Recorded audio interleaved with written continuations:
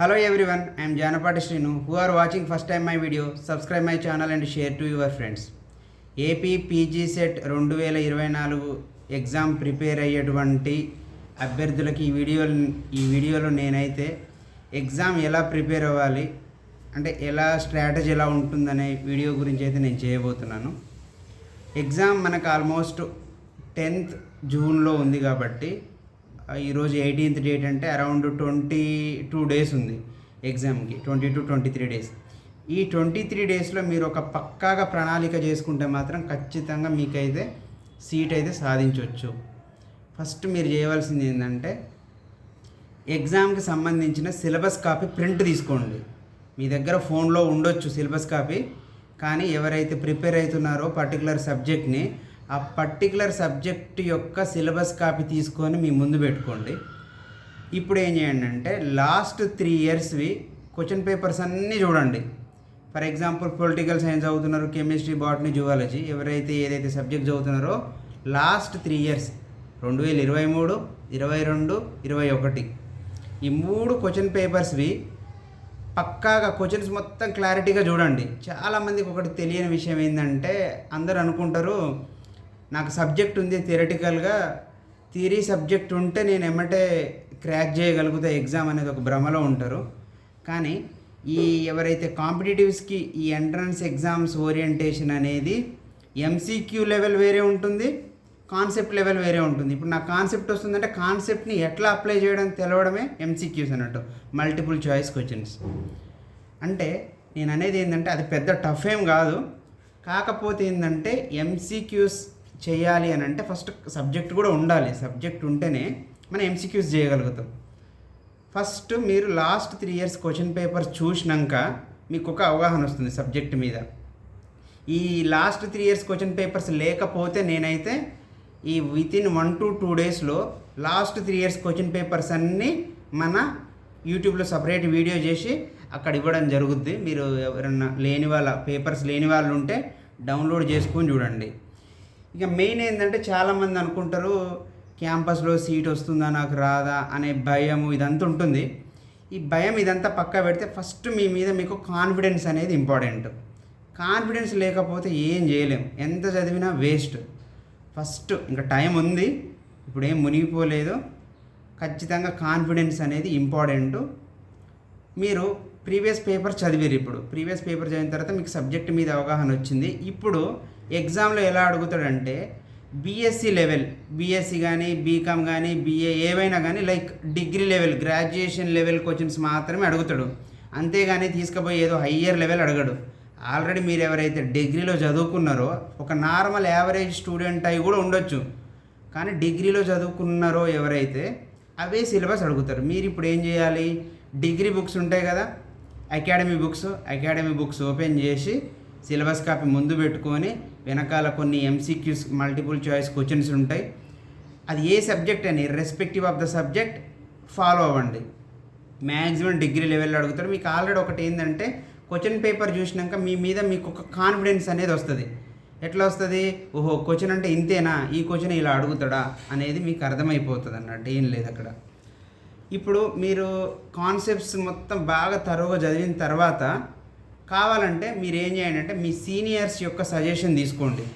ఎవరైతే మీకు already seniors క్యాంపస్లో కానీ బయట కాలేజెస్లో సీట్స్ సాధించినటువంటి సీనియర్స్ సజెషన్స్ ఏం తీసుకోండి, అంతా తీసుకోకండి. వాళ్ళు ఏదో ఇచ్చిన కాడికి తీసుకోండి, కానీ మీకు మంచిగా అనిపించింది మాత్రం ఫాలో కండి. ఎందుకంటే ఒకళ్ళనే బ్లైండ్గా నమ్మొద్దు ఎప్పుడైనా. వాళ్ళు సజెషన్స్ ఇస్తే తీసుకోండి. మీకు మంచిగా అనిపించిన కాన్సెప్ట్స్ని ఒక ఓరియంటేషన్లో మంచిగా అనిపించిన ఒక స్టాండర్డ్ బుక్ తీసుకొని చదవండి. ఇంకోటి ఏంటంటే కొంతమంది ఒక టాపిక్ తీసుకొని దాన్ని ఒక 5-6 బుక్స్ నుంచి చదువుతుంటారు. ఇది కరెక్ట్ మెథడ్ కాదు. ఎందుకంటే ఇప్పుడు ఒకటే బుక్లో ఉన్న కాన్సెప్ట్ని 10 సార్లు చదివితే ఎక్కువ గుర్తుంటుంది.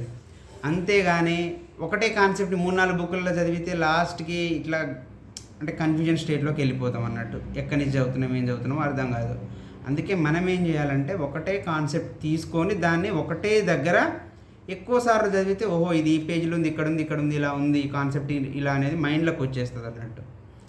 తర్వాత మెయిన్ ఇంకోటి ఏంటంటే ఇదంతా చదవడం ఒక ఎత్తు, ఒక ప్రణాళిక ప్రకారం చదవండి. ఇంక 20 రోజులే ఉంది కదా టైము. ఈ 20 రోజుల్లో కష్టపడండి. 20 రోజులల్లా నేను కష్టపడకుండా నాకు సీట్ రావాలంటే అది రాదు. ఎవరైతే కష్టపడతారో వాళ్ళకే వస్తుంది. 20 రోజులు కష్టపడితే మీకు బంగారు భవిష్యత్తు ఉంటుంది. ఎందుకంటే ఇప్పుడు నేను వీడియో చేస్తున్నా, నేను కూడా ఒక నార్మల్ క్యాండిడేట్నే. Normal candidate in the sense like నేను కూడా కాంపిటేటివ్స్ ఎలా ప్రిపేర్ అవ్వాలనే స్టేజ్ నుంచి అలా వచ్చేసి కాంపిటేటివ్స్ ప్రిపేర్ అయ్యి ఇప్పుడు ఒక స్టేజ్లో ఉన్నాం. అంటే చాలామందికి ఏంటంటే కాన్ఫిడెన్స్ ఇంపార్టెంట్. కాన్ఫిడెన్స్తో మీరు ఏదైనా కొట్టొచ్చు. ఒకటి మిమ్మల్ని మీరు నమ్మండి, కష్టపడండి. ఇంకొకటి లాస్ట్ ఏంటంటే ఒక 1 వీక్ రివిజన్ పెట్టుకోండి. ఇప్పుడు ఒక అరౌండ్ 23 డేస్ అట్లా ఉన్నాయి కదా, ఒక 15-16 రోజులు మంచిగా చదవండి సబ్జెక్ట్ని.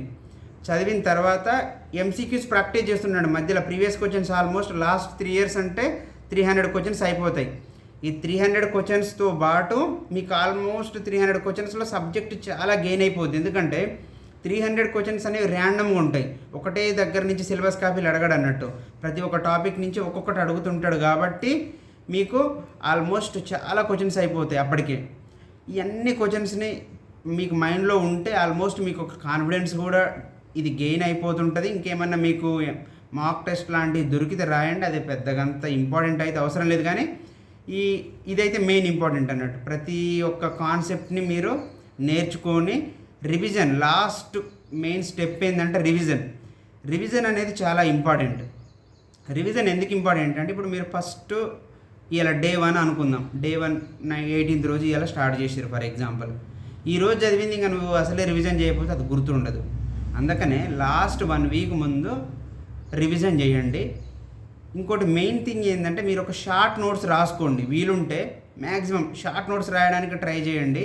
చాలామందికి తెలియని విషయం ఏంటంటే ఒక 5-6 A4 పేపర్లు కొనుక్కోండి. ఒక 10-15 A4 పేపర్లు కొనుక్కొని హెడ్డింగ్ పెట్టుకొని మీకు ఏదైతే టాపిక్ గుర్తుండదో, ఫర్ ఎగ్జాంపుల్ అది ఇయరే కావచ్చు, ఏదైనా మాలిక్యులర్ ఫార్ములానే కావచ్చు, ఏదైనా లైక్ కవి నేమ్ కావచ్చు, రచయిత నేమ్ కావచ్చు, ఏదైనా కానీ అది different subject irrespective of the subject, అది గుర్తుండదు అనుకున్నది మాత్రం అక్కడ పక్కన ఒక ఆ షీట్లో మీరు ఒక షార్ట్ నోట్స్లో రాసి పెట్టుకుంటే మీకు చాలా ఈజీ ఉంటుంది.